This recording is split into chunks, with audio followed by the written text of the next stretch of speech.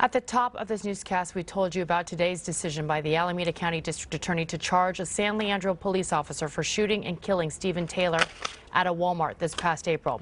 It comes as the call for police reform gets louder every day. Now, one of the men leading that call is Cephus' Uncle Bobby X. Johnson, his nephew, Oscar Grant, shot and killed by a BART police officer in 2009. Cephus, thank you so much for your time. It's so nice to see you. I know it's still difficult more than 10 years later. And just to remind people of this case, Officer Johannes Meserly was found guilty of involuntary manslaughter in your nephew's death. Your reaction to today's news that an officer has been charged in Stephen Taylor's killing? Well, one, is about time. I mean, since Oscar's murder in 2009, January 1st, there has not been an officer charged that I'm aware of in the state of California for an on-duty shooting of a person of color. So there's hard work that we done put in for years on top of years. The legislation that has came forth, like AB 71, use of force data collection, of course, AB 953, the Racial Identification Profiling Act.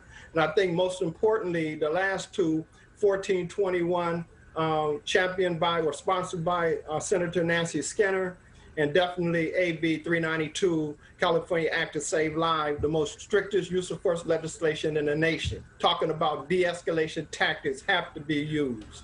You've been very active this past decade, and you recently testified before the legislature for a bill to decertify police officers who are fired for misconduct, to make it harder for them to join another police department.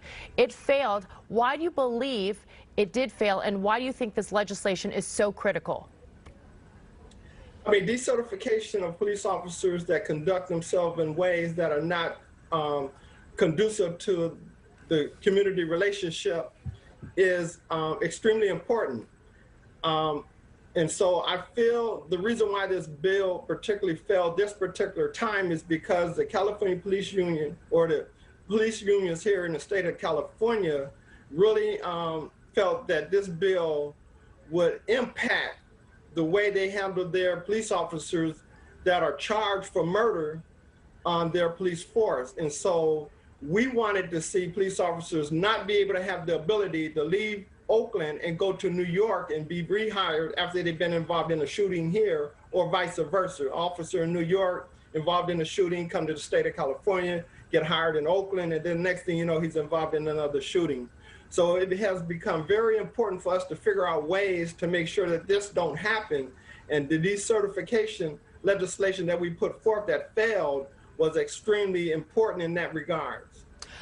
Small steps taken since the death of your nephew, since the killing of your nephew, and since the killing of George Floyd. Obviously, a strong movement now. What do you think needs to be done to break this cycle and rebuild the trust between police and their communities? Officers being held accountable. This officer, I believe his name, Officer Fletcher, who killed, as we know, Stephen Taylor, should be held accountable for the wrong he committed, and that is the murder of Stephen Taylor. So I believe that when we hold officers accountable for failing to follow legislative laws that has been put in place, specifically AB 392, and failed to de-escalate when they could have de-escalated, or circumvented the ability just to use their weapon, would be, I'm telling you, would be tremendously important that this officer is held accountable for wrongfully using his weapon at a time when he shouldn't have used it, because Stephen Taylor showed no threat, nor was he showing any threat to the officer. He was stumbling from being tased, and the officer still shot him. This happens over and over and over throughout this state. And that's what the DA agreed with. So we appreciate your time, Cephus' Uncle Bobby X. Johnson. We think of you over the years, and we hope to speak to you again soon. Thanks so much for your time. Oh, thank you.